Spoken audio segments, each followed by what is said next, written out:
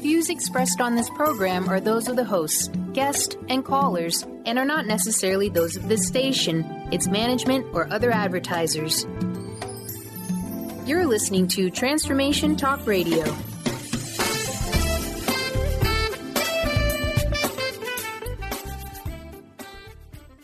Moms, are you ready to become enlightened, empowered, and stress-free? Well, get ready because you are about to tune into vibrant, powerful moms helping everyday women create an extraordinary life with Debbie Pokornik. Each week, Debbie discusses topics to help you become self-aware, inspired, and on track to create the life you crave. It's time to stop settling and start thriving. And it all begins now on Transformation Talk Radio.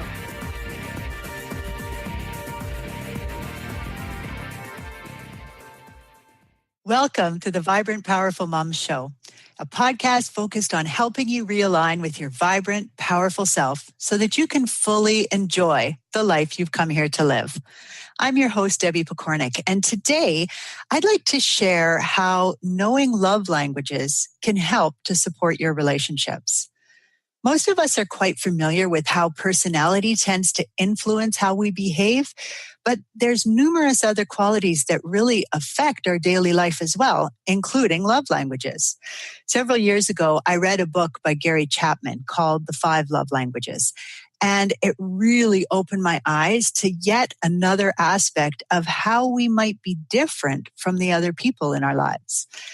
Being self-aware is a huge part of standing in your power and bringing out your vibrant and powerful self. So understanding love languages and how they apply to you as well as those you love is definitely one way to increase your awareness and build stronger relationships.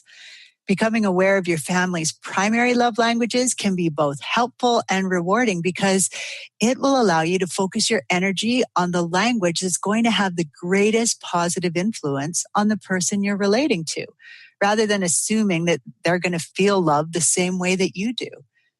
It also allows you to share with your significant others so that they know how to love you and so that they become aware of any things that they might be doing that are like triggers for you or make you feel unloved most easily. So let's talk about the way we love. Your love languages actually determine what actions by others are going to help you feel loved. In other words, they dictate the way you receive love the easiest.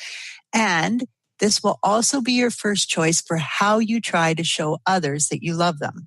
This was really exciting for me to learn because, first off, I hadn't really thought about what kinds of actions helped me to feel loved. So becoming aware of that allowed me to really appreciate who I am and what I need in this area.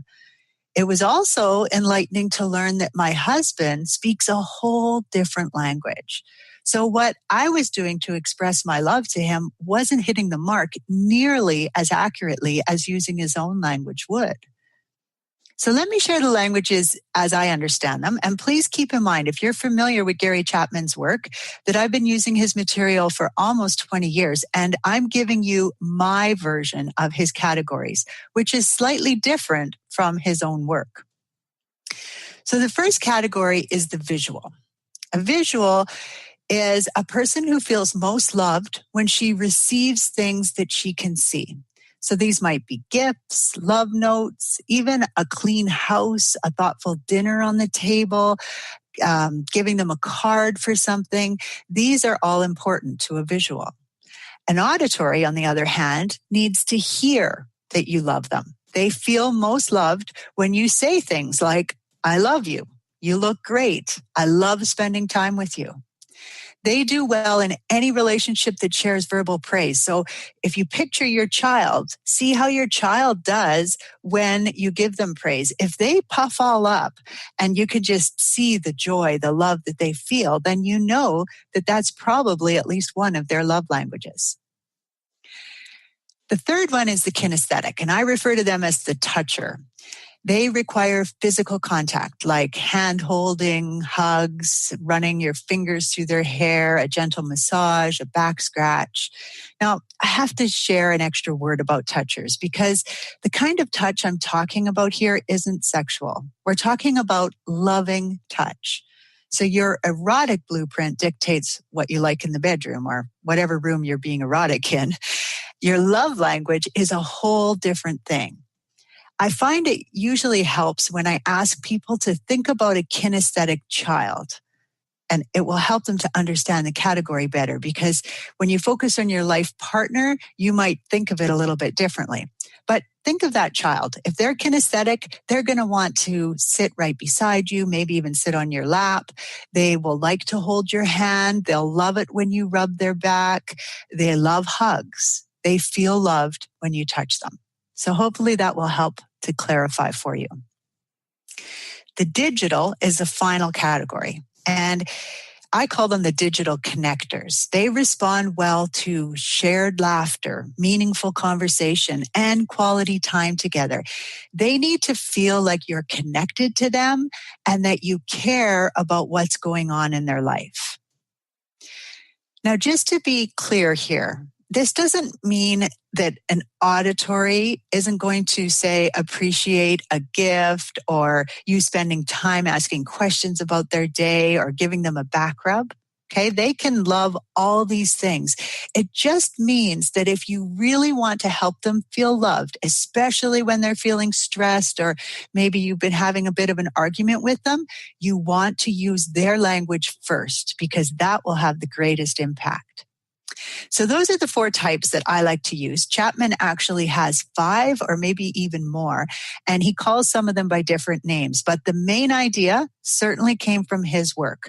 So if you're curious about what I just shared, or maybe you're questioning some of it, or you want to learn more, check out Chapman's book because he has a whole bunch of books actually, and he's an absolute expert on this topic. I also want to point out that it's not my intention here to fit anyone into a box. You may be a variety of all types. What I would like to do is help you to understand yourself and your loved ones just a little bit better. And we can best do that by starting with precise categories or boxes, if you will, and then allowing you to pick out the pieces that apply to you and your family to get the real picture of what's going on. In my experience, people actually have more than one. They have a primary and a secondary love language. Like I say, that doesn't mean you can't receive love through the other avenues. It just means that those will be the 2 that you go to the most easily and that you receive love the most easily from. Now, let's talk for a moment about when things contradict your love language. Because if a note or a gift makes you feel loved, then an angry note, the one that you write in all capital letters and maybe put 3 exclamation points at the end and underline it. And then if you leave that note for your visual child, that's going to really make them feel the opposite of love, which is unloved. So when you think about that, feeling unloved, that feels like being rejected, feels like being disliked. It feels like being cut off from others. And that's definitely not how we want to make them feel. So it's really important that you notice what your child's language is and what your partner's language is, and then figure out, okay, so what would be the contrary to that, and try to avoid doing those things because you will really dig deep when you do those things. So here's just a few examples. The visual. Coming home to a messy house, for example, if that is important to them, that can feel like you don't love them. Receiving nothing important for life milestones, maybe graduation or a birthday or an anniversary or something, can be very upsetting to a visual because a card is a visual thing. An auditory, on the other hand, can be really hurt by you using a disapproving tone of voice or set of words that are really upsetting to them. The kinesthetic toucher can be hurt by you jokingly giving them a push or shrugging their hand off. Maybe they put their hand on your shoulder and you shrug it off because you have sunburn, for example. That can feel like serious rejection to them. And finally, the digital can be really bothered if you don't ever ask what they're doing, ask them how their day went, if you don't know who their friends are or what they're doing, or when something important is happening in their life. So let me give you an illustration, because I know this is a lot of information and I want to help create a picture for you. So in my life, I'm a digital auditory. I need to hear that I'm loved, and I need to receive verbal compliments. Now, this is not about vanity or self-worth. It's how I'm wired to feel loved. So when I hear these things, I feel like that other person cares for me. Now, I also thrive when I get quality time with my loved ones. I need to feel like we're connecting with each other. And this is even true if I'm speaking in front of a group of people, and if it feels to me on stage like we're not connecting, I have to work really hard to keep myself standing there talking and not run out of the room, because that sense of connection is so important to me. Thankfully, I know about this, so it's a pretty critical thing to know when you're a speaker. My husband is more of a kinesthetic visual. So he likes touch, like a little shoulder rub, or if I come up and hug him from behind. He also feels loved when things are done for him. So this is like the visual, okay? But rather than gifts, because he gets excited about some gifts, but for the most part, no, gifts aren't that important to him. Acts of service are important to him. So, for example, when we go on a detox together and we care about what we eat, we pay more attention, then I'll make lunch for him. And he loves that. It's not just about someone doing another job for him. He just feels really loved by that gesture. Now, this isn't about gender roles and expectations and him having an idea of what a good wife is. But when he comes home for supper and there's supper made and it's on the table, well, it doesn't have to be on the table, but just made, just planned, like I have a plan for it, or if the house is relatively tidy, he feels loved by that. He is wired to feel this way. When he feels stressed, unloved, or frustrated, he speaks in shorter clip sentences. So he explains less. He doesn't want to chat. I call this efficiency zone. And it would be a really big problem for me if I wasn't aware of it. Not just the tendency of his, but the fact that I'm an auditory means that it really, really would affect me. Now, remember I said that how we feel loved is also how we tend to express love to others? Well, let me point out that although I love having someone clean the house and do the dishes, those are not things I'm good at. Even being in the kitchen, I'm not really great at making supper. I love having other people do it, but it doesn't make me feel loved. It simply helps to release me from these repetitive tasks that I don't really enjoy. Okay, so I love that something that has to happen is getting done, but I don't feel more loved by it. On the flip side, giving my husband compliments or saying that I love him or asking a ton of questions about his day to really connect, that's not going to fill up his love tank. Okay, so it's really important that we both know this about each other, especially because when we're trying to fix a momentary misunderstanding, we're most likely to use our own love language. So looking at this, you can probably see how it'd be very easy for our relationship to derail and just never get back on track if we were totally unaware. So let me show you how this would work.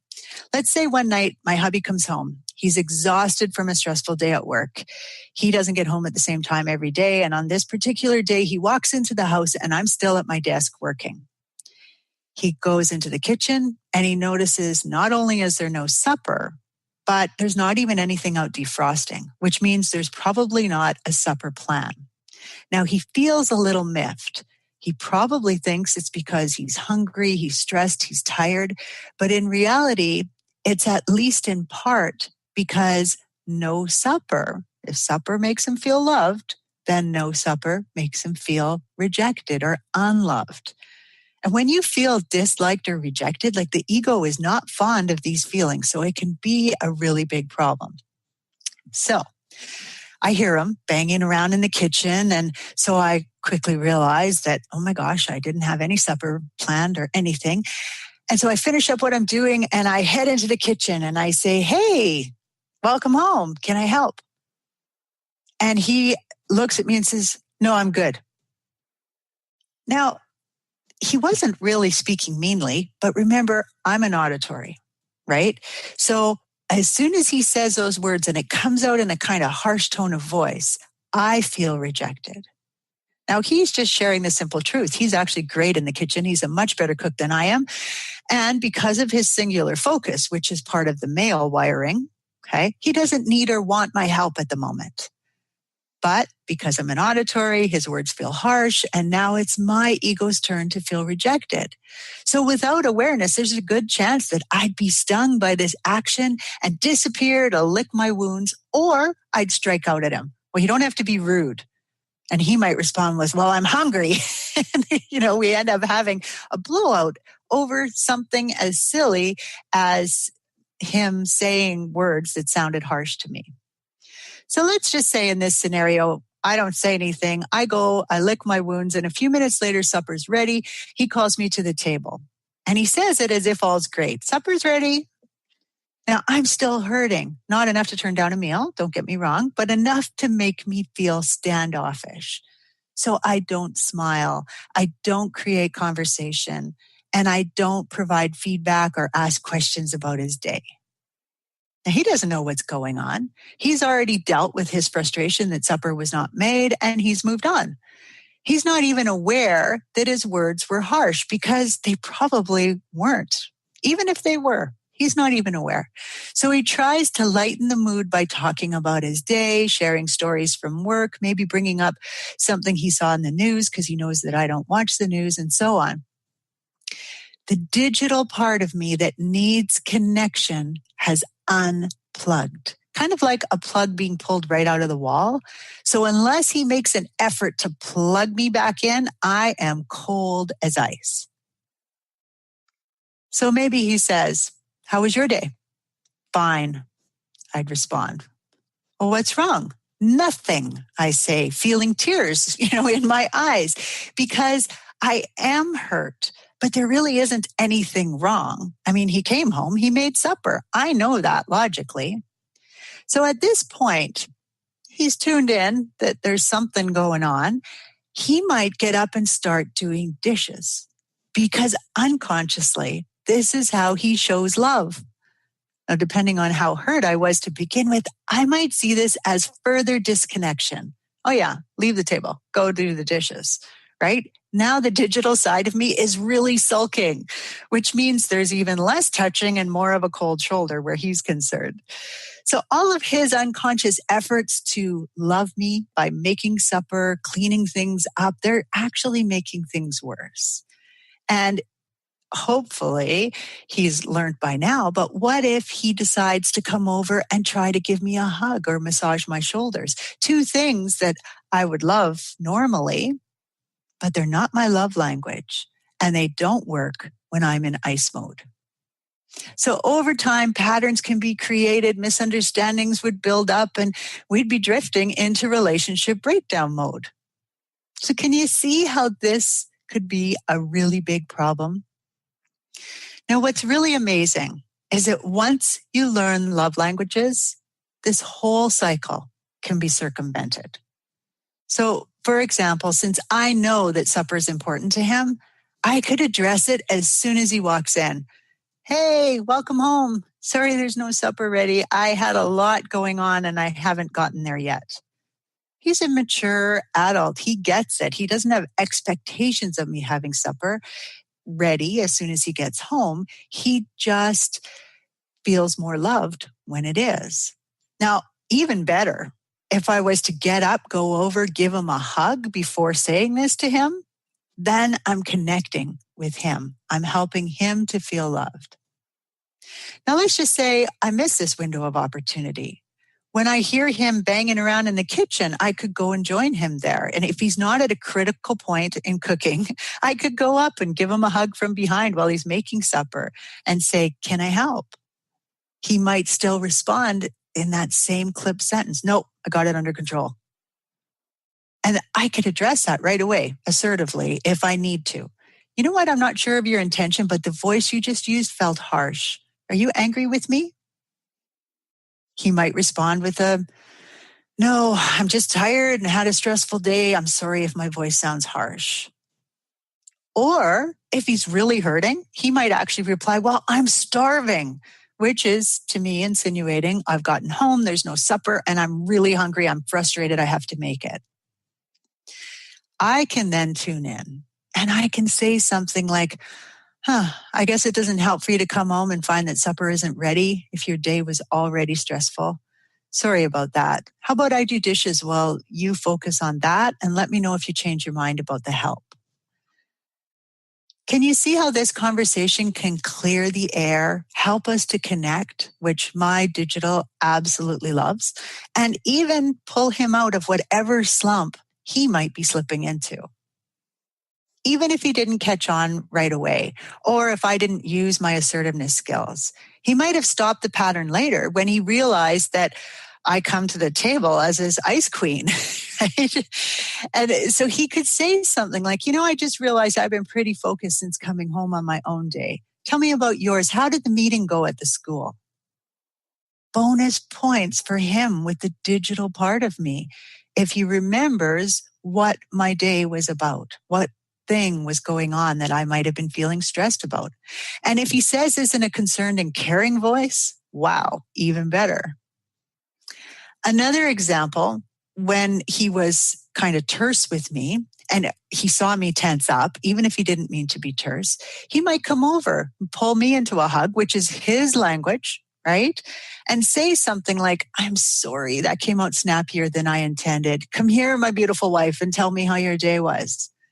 The auditory in me feels loved by the compliment, even if I know that I haven't showered and that I don't look great at the moment. It doesn't matter. It's how I feel loved. So it hits me that way. And you know what? If that comment makes me laugh, which it probably would, then the digital feels connected too. So it's a win-win in that situation.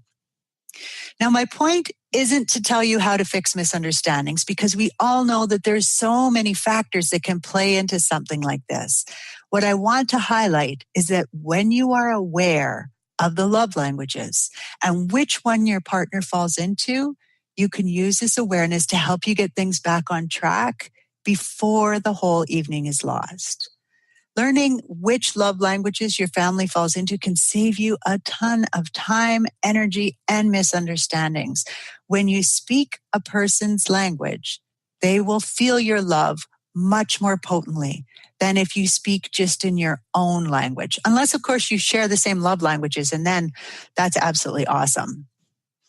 So let me give you just a really quick kids guide, all right? For your visual child, put notes in their lunchbox. Pick them up those little trinkets at the dollar store. Remember cards for special occasions.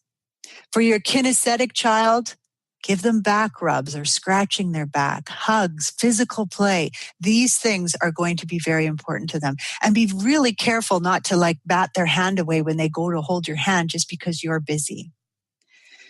With your auditory child, use praise, use words of love.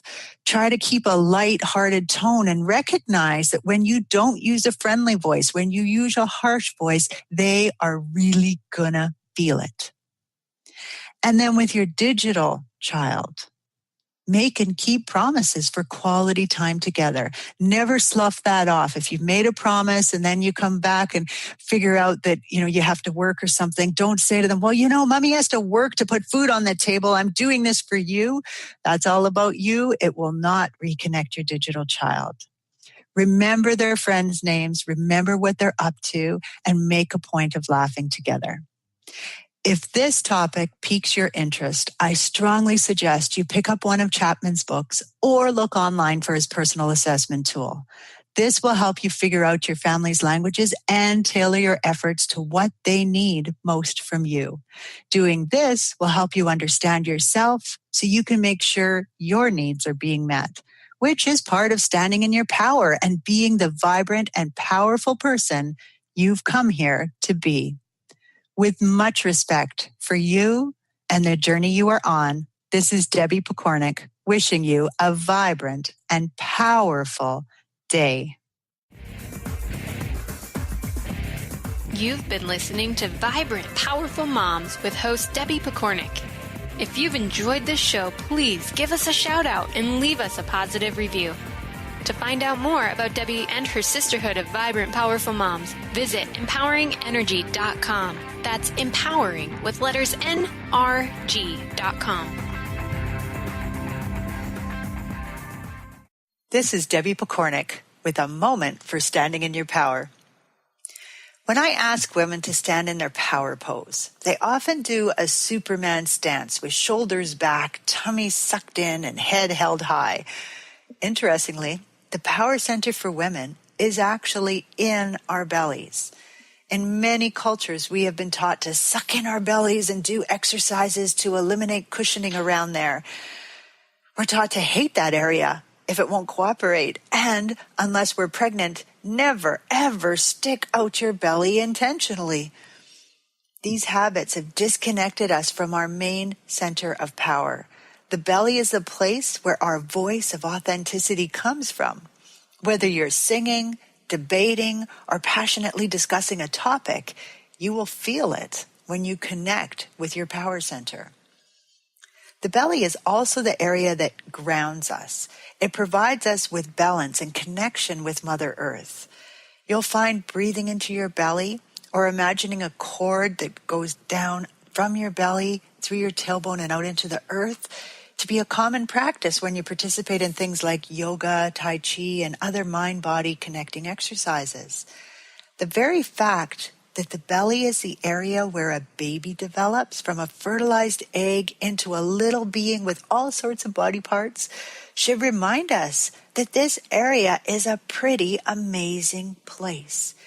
Yet, aside from pregnancy, we rarely worship our bellies.